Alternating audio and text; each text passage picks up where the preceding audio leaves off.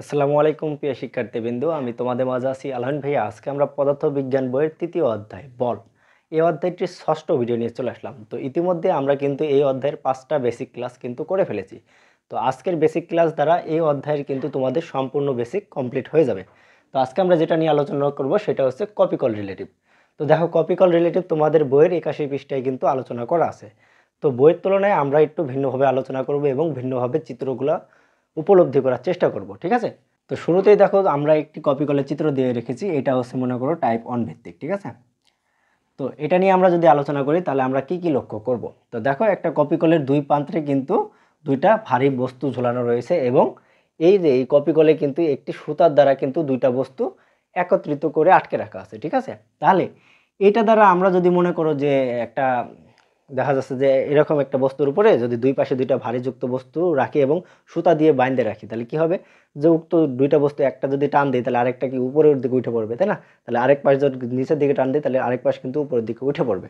তাহলে তখন ঠিক একই রিলেটিভ, যদি এইটা ভর বেশি হয় এবং এটার ভর কম হয়, তাহলে আমরা খুব সহজে বলতে পারবো যে এই যে এই সুতাটা নিচের দিকে নেমে পড়বে, তাই না? তাহলে এইটা যদি নিচের দিকে নেমে পড়ে তাহলে এটা উপরের দিকে উঠে পড়বে, তাই না?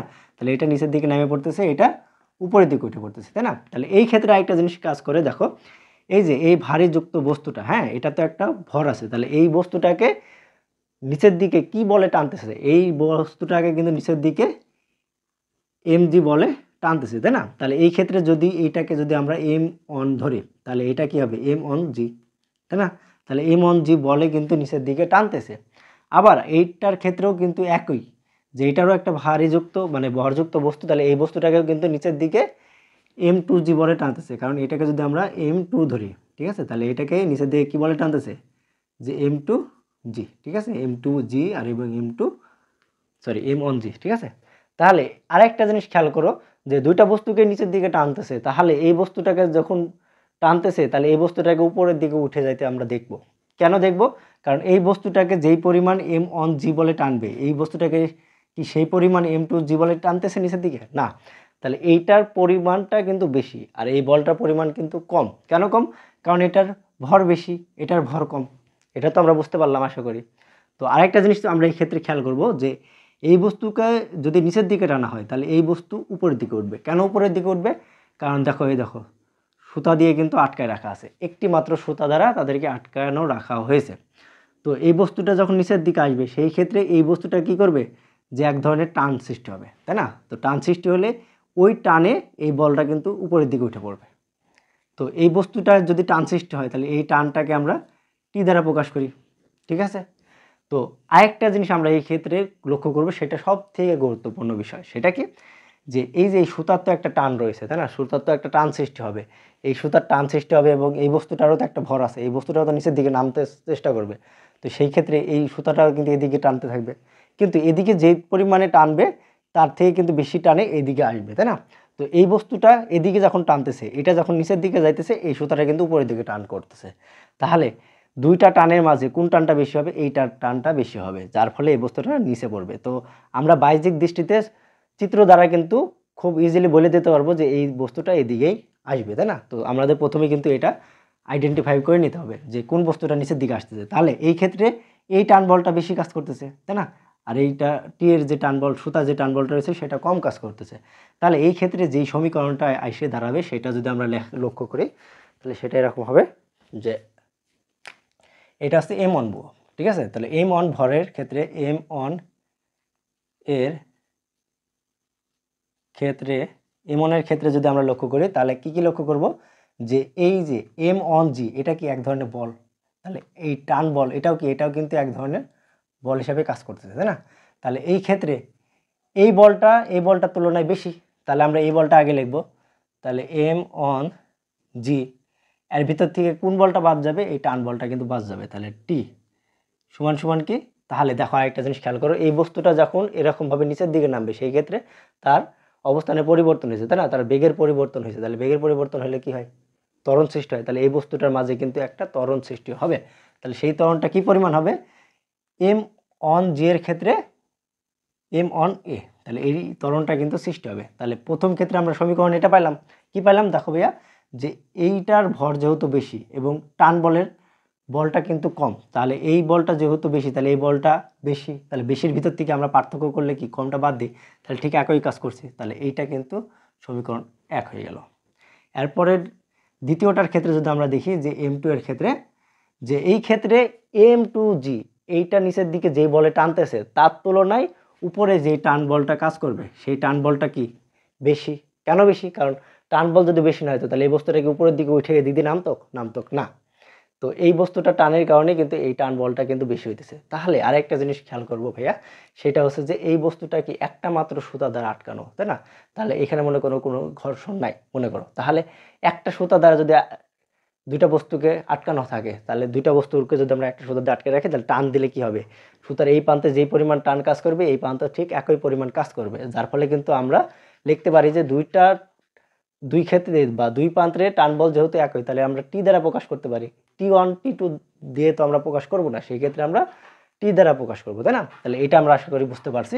তাহলে আমরা দ্বিতীয় ক্ষেত্রে যদি আমরা লক্ষ্য করি যে M2 এর ক্ষেত্রে M2 এর ক্ষেত্রে সমীকরণটা কি দাঁড়াবে, যে এই ক্ষেত্রে বল কোনটার বেশি, সুতার টান বলটা বেশি, তাই না? তাহলে সুতার টান বল আমরা লিখব T মাইনাস তারপরে M2G, তাহলে সমীকরণটা কি দাঁড়াইতেছে যে M2M, তাহলে এটা আছে 2 নম্বর সমীকরণ।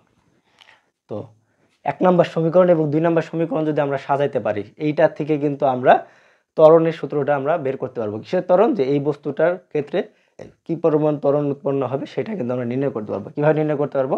যে 1 যোগ 2 করে, তাহলে 1 ও 2 যোগ করে আমরা পাই, তাহলে M1G মাইনাস T সমান সমান M1A এবং T মাইনাস M2G সমান সমান M2A। তাহলে আমরা যদি যোগ করি তাহলে আমরা কি পাবো, টি এ কাটা, এরপরে M1G মাইনাস M2G সমান সমান, এই ক্ষেত্রে আমরা দুইটা ত্বরণ একই পাইতেছি, তাহলে আমরা ডাইরেক্ট কমন নিয়ে নিলাম। তোমরা ডাইরেক্ট কমন না নিয়ে এখানে লিখে তার পরবর্তীতে কমন নিতেও পারো, তো আমরা ডাইরেক্ট কমন নেব, তাহলে আমাদের জন্য সুবিধা হবে।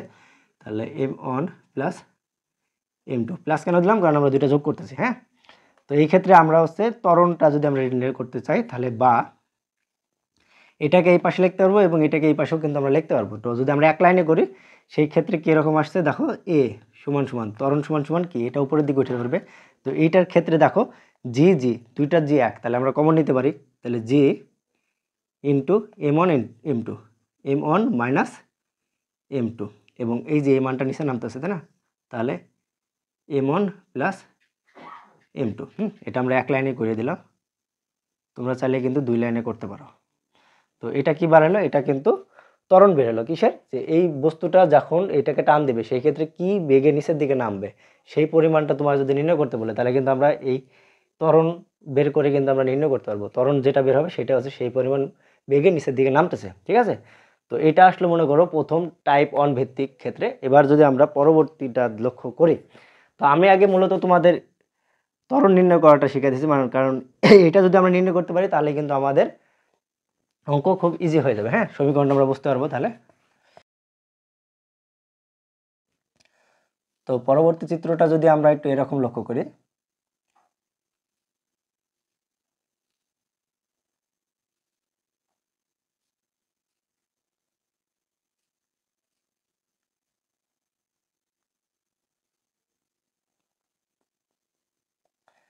তাহলে ধরো এটা হচ্ছে M2 M1 M3, এটা হচ্ছে 5, এটা 2 2।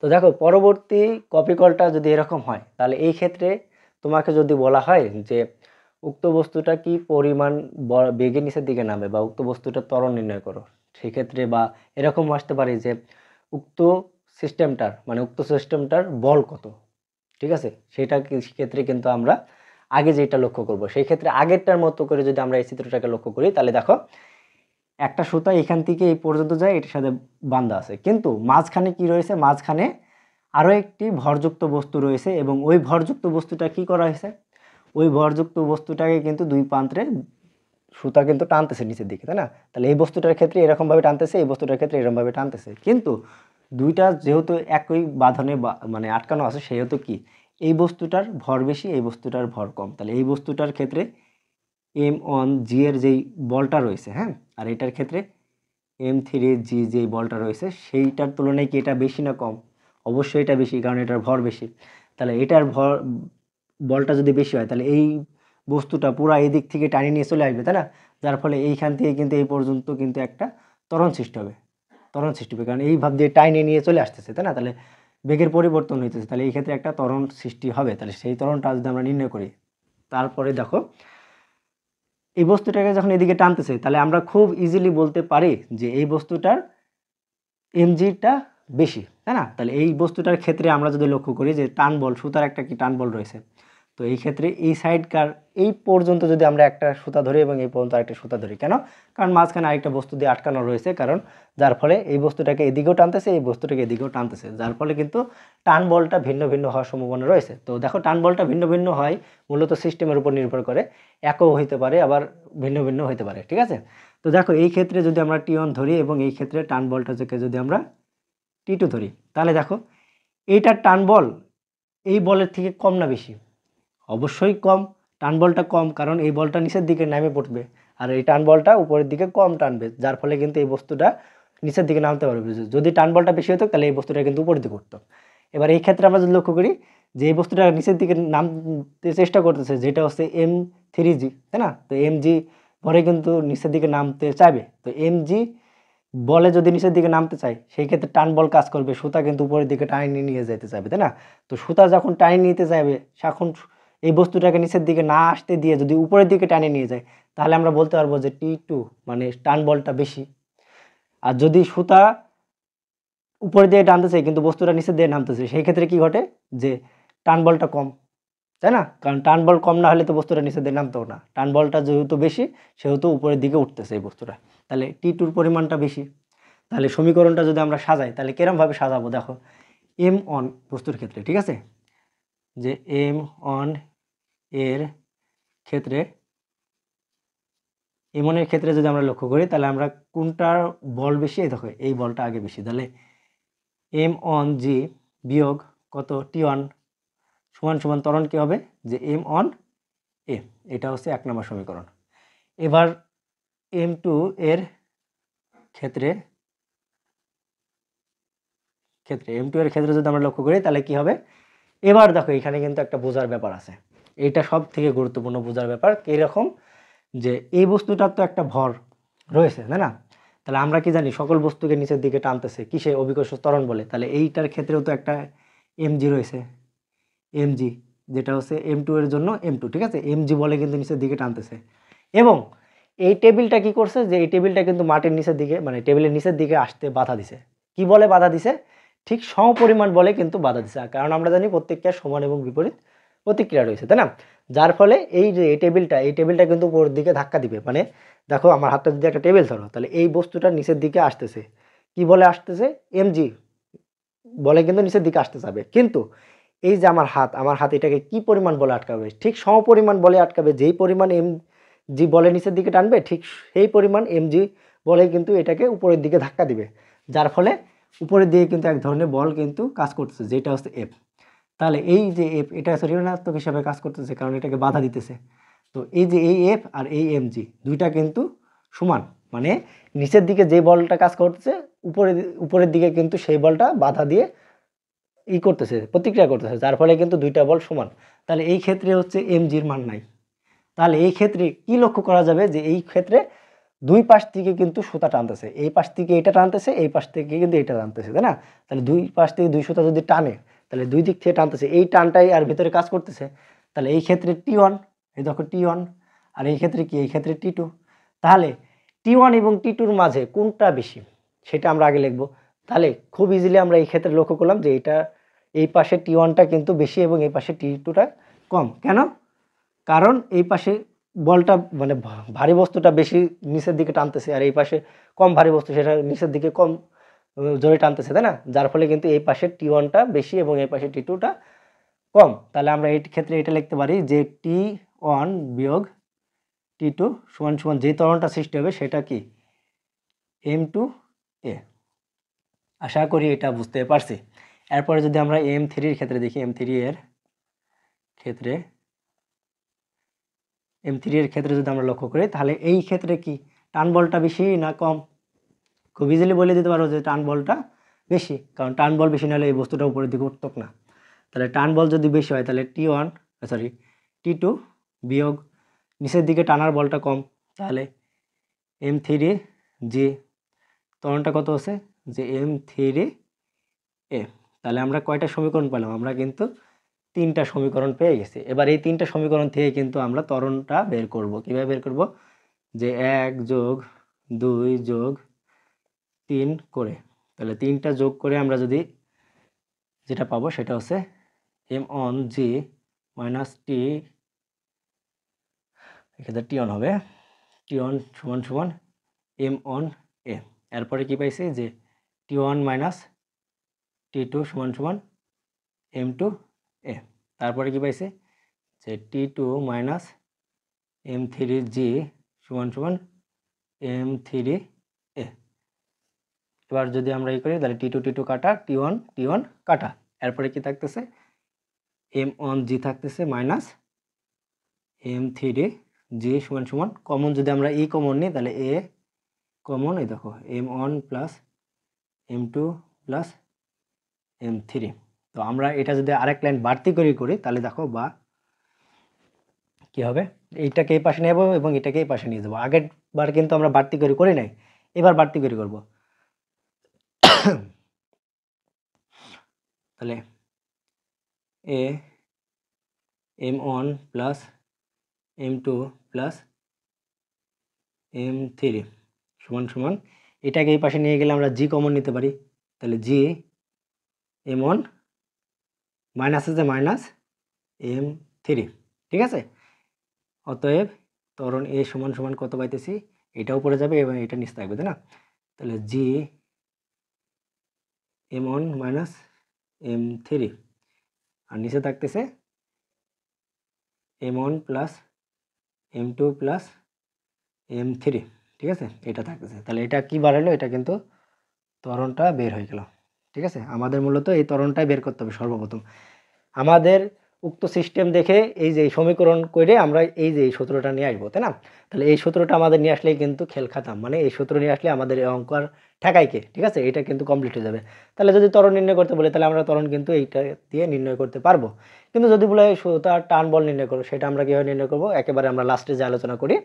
তো এই ক্ষেত্রে আরেকটা জিনিস আমরা লক্ষ্য করি, এটা কি ছিল, এটা হচ্ছে টাইপ 2 চিত্র, ঠিক আছে। এই চিত্রটা কিন্তু আসে, এরকম চিত্র বেশিরভাগ আসে। তো পরবর্তী যে চিত্র আসতে পারে সেইটা যদি আমরা একটু লক্ষ্য করি, সেই ক্ষেত্রে কি কি হবে।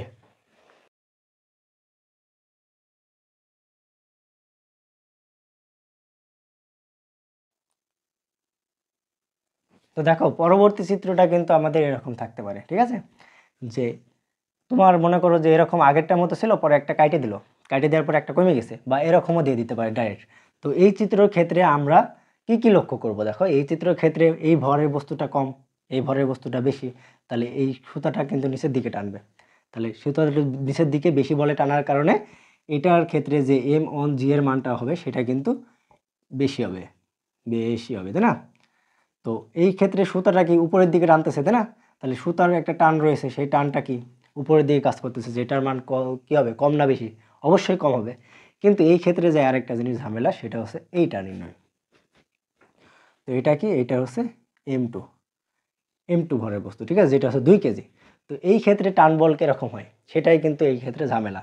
তো আমরা প্রথমে যদি করি তাহলে M1 এর ক্ষেত্রে যদি আমরা লিখি, তাহলে M1 এর ক্ষেত্রে কি আছে, যে M1 এর ক্ষেত্রে এটা মানটা বেশি হবে, তাহলে M1G মাইনাস T সমান সমান M1A, তাই না? এইটা আমরা পেয়ে গেলাম। কিন্তু যদি M2 এর ক্ষেত্রে লেখো, সেই ক্ষেত্রে কিন্তু একটু ঝামেলা হতে পারে তোমাদের M2 এর ক্ষেত্রে। তাহলে M2 এর ক্ষেত্রে আমরা যেটা লক্ষ্য করব সেটা হচ্ছে, এই ক্ষেত্রে আমরা আগেরটার মতোই যে এই বলটা নিচের দিকে কাজ করবে, তাহলে এটার MG নিচের দিকে আর সমান পরিমাণ বলে উপরের দিকে টানতেছে, তাই না? তাহলে সমান পরিমাণ বলে কিন্তু উপরের দিকে এটাকে ধাক্কা দিবে, তাহলে এফ এফ কাটা হইতেছে, তাই না? দুইটা বল কিন্তু কাটাকাটি হয়ে যেতেছে, যার ফলে শুধুমাত্র এইটাকে সুতা যেই টান বলটা দিবে সেটাই হবে, তাই না? তাহলে এই ক্ষেত্রে আরেকটা জিনিস লক্ষ্য করবো, সেটা হচ্ছে সুতার যে টান বলটা রয়েছে, সুতার টান বল ব্যতীত এই পাশে তো আর সুতার কোনো টান বল নাই। টান বল আছে যে দেখো এটা দুটা কিন্তু কাটাকাটি হয়ে গেছে, মনে করো, ঠিক আছে? কাটাকাটি হয়ে গেছে, এদিক থেকে আর কোনো বল নাই। তাহলে সুতা আগের বার কি করতেছিল, এদিক দিয়েও টানতেছিল, এদিক দিয়েও টানতেছিল, কিন্তু এই ক্ষেত্রে জাস্ট এদিক দিয়ে টানতেছে। তাহলে এই ক্ষেত্রে সুতার যে টান বলটা সেটা বেশি হবে না কম হবে? অবশ্যই বেশি হবে, কারণ এটার ভর বেশি, এটার ভর কম। তাহলে সুতার টান বলটা যদি বেশি হয়, তাহলে আমরা কি লিখতে পারি, যে এই ক্ষেত্রে টি সমান সমান এম টু এ, এইটা কিন্তু আমরা লিখতে পারি শুধুমাত্র টি, শুধুমাত্র টি, কারণ এই ক্ষেত্রে তোমার আর কোনো বল নাই যেটা তুমি বাদ দিবা। এম জি বাদ দিবা, এম জি তো বাদ দেওয়ার নাই, কারণ উপরে উপরে তো এটি আউট হয়ে গেছে। তো এই পাশ থেকেও কোনো টান বল কাজ করতেছে না, যার ফলে টি সমান সমান এত। তাহলে আমরা এই সমীকরণটা পাইলাম। তাহলে এবার যদি এখান থেকে তোমাকে ত্বরণ নির্ণয় করতে বলা হয়, এই জিনিসটা বুঝতে পারছো তো? দেখো যে এই পাশ থেকে শুধুমাত্র টানতেছে, এই পাশ থেকে তো আর টানতেছে না, যার ফলে শুধুমাত্র টি দিলাম। এবার টি কেন দিলাম, কারণ এইটা একটা মাত্র সুতা, এই ক্ষেত্রেও টি যা, এই ক্ষেত্রেও টি তা, কারণ একটা সুতা, এইখানেও যেই টান এইখানেও একই টান। বুঝতে পারছি? অবশ্যই বুঝতে পারছি। তো এই ক্ষেত্রে আমরা যদি টি এর মানটা বসায় দেই, যে টি এর মানটা 1 নম্বর সমীকরণে যদি বসায় দেই, তাহলে কি বাড়াবে, যে এখানে লিখে দিলাম টি এর মান 1 নং এ বসিয়ে পাই, কি পাই, তাহলে এম অন জি, টি এর মান কত, দেখো এইটুকু, মাইনাস এম টু এ সমান সমান কি, দেখো এটা, তাহলে এম অন এ। তো সমীকরণে আমরা বসানোর পর এটা পাইছি। এই ক্ষেত্রে আমাদের কি করতে হবে, ত্বরণের এটাকে আমরা দুই পাশে নিয়ে যাই, তাহলে আমরা লিখতে পারি বা এটা দিতে পারি এম অন জি সমান সমান এম অন এ, বিয়োগ আকারে আছে, ওই পাশে যাই কি হবে, যোগ যোগ এম টু এ, বা এই ক্ষেত্রে আমরা কি লিখতে পারি, যে এম অন জি সমান সমান ত্বরণ, এটাকে আমরা কমন নিলাম, কারণ এ ওয়ান এ টু নাই, খালি এ আছে, তাই না? তাহলে M one plus M two. তো এই ক্ষেত্রে যদি আমরা ত্বরণ নির্ণয় করি, জাস্ট এটাকে এই পাশে, এটাকে এই পাশে কল্পনা করে নাও, হ্যাঁ, লিখে দিই একেবারে, যে M one plus M two সমান সমান কি, মানে সমানের পর তো আমরা করে নিতে পারি, তো এম ওয়ান জি, ঠিক আছে? এই লাইনটাকে খালি উল্টায় দিলাম, আমরা উল্টায় দিতে পারি। এবার তো তোমরা এই লাইনের পর ডাইরেক্ট এই লাইনে চলে যাবা, তো অনেকে এই লাইনটা করে, যারা ভাঙে ভাঙে করে তারা এই লাইনটা লিখতে পারো। তো এই লাইনটা লিখলে কোনো ভুল নাই, এই লাইনটা লিখলে আরও ভালোই হয়, স্যারে বুঝতে পারবে যে কীভাবে দিয়ে করছো। তো মূলত যখন অঙ্ক করে তোমরা অভ্যস্ত যাবে, সেখন আর এই লাইনটা দেওয়ার কোনোই প্রয়োজন হবে না। তাহলে ত্বরণ এ সমান সমান এটাও পড়ে M one G by M one plus M two. তাহলে এই যে এই সূত্রটা আমরা পাইলাম, কিসের সূত্র পাইলাম, ত্বরণের। কিসের ক্ষেত্রে ত্বরণ, উক্ত কপিকলের ক্ষেত্রে, উক্ত কপিকল চিত্রের ক্ষেত্রে কিন্তু আমরা এটা পাইছি। তো এই ক্ষেত্রে তোমাকে যদি বলা হয় যে এই বস্তুটা কি বেগে নিচের দিকে টানবে, সেই ক্ষেত্রে আমরা এটা বের করব। তো আমরা যদি এই অঙ্কটা এখন সলভ করি, দেখো এই অঙ্কটাকে যদি আমরা সলভ করি তাহলে কি কি হবে। তো এটা করার পরে যে আমরা লিখি যে এই পাশে, যে এখানে মনে করে এইখানে যে অঙ্কটা আছে এটা আমরা সলভ করব, ঠিক আছে? তোমার বলা হয়েছে যে উক্ত বস্তুটা কি বেগে নিচের দিকে টানবে বা উক্ত বস্তুটা ত্বরণ নির্ণয় করো। সেই ক্ষেত্রে এখানে এম ওয়ান সমান সমান 5 কেজি, তারপরে কি আছে এম টু সমান সমান 2 কেজি, ঠিক আছে? যে ক্ষেত্রে ত্বরণ এটা, তাহলে আমরা জানি, আমরা তো এভাবে বের করে ফেলছি। তো শুরু থেকে যেটা করছিলাম সেভাবে দিয়ে কিন্তু আমরা এই পর্যন্ত আসছি। আসার পরবর্তীতে হচ্ছে এ সমান সমান M one G by M one plus M two. তো এই ক্ষেত্রে মানগুলো বসাই দেবো। এম ওয়ান হচ্ছে 5 ইন্টু জি হচ্ছে অভিকর্ষ ত্বরণ, কি 9.8 ms ইনভার্স 2। তো এই ক্ষেত্রে তোমাকে যদি বাই চান্স বলে দেয় যে জি এর মান 8 বা 10 বা 9.5, সেই ক্ষেত্রে কিন্তু আমরা 9.8 লিখতে পারবো না। সেই ক্ষেত্রে যেই মানটা আমাকে দিয়ে রাখবে, মানে অভিকর্ষ ত্বরণ যেই মানটা তোমাকে দেওয়া হবে সেই মানটাই তুমি বসাবা। যদি দেওয়া না থাকে তাহলে 9.8 তো আমরা জানি, তাহলে ইন্টু 9.8 বা এম ওয়ান কত, এম ওয়ান হচ্ছে 5 প্লাস 2। ঠিক আছে, এবার যদি আমরা ক্যালকুলেশন করি তাহলে কিন্তু মানটা আমরা পেয়ে যাব।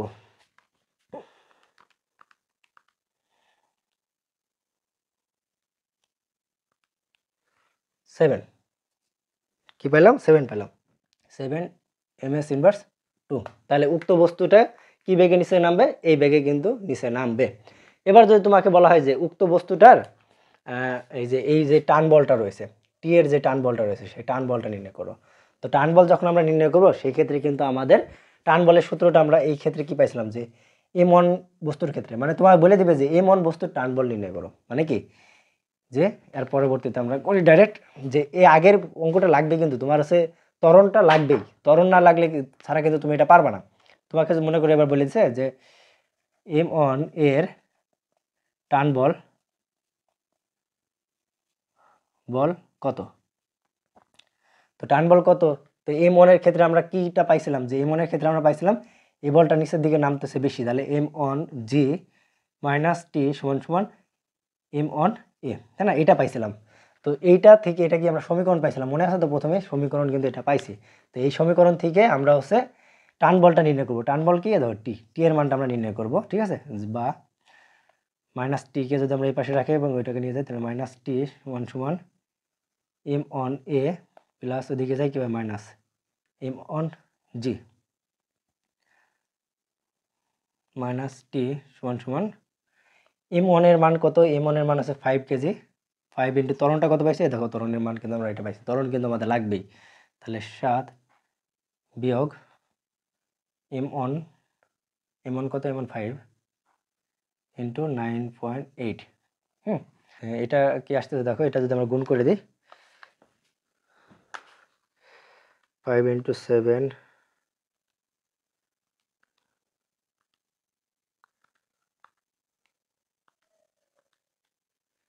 মাইনাস 14 তো এই ক্ষেত্রে কি আছে?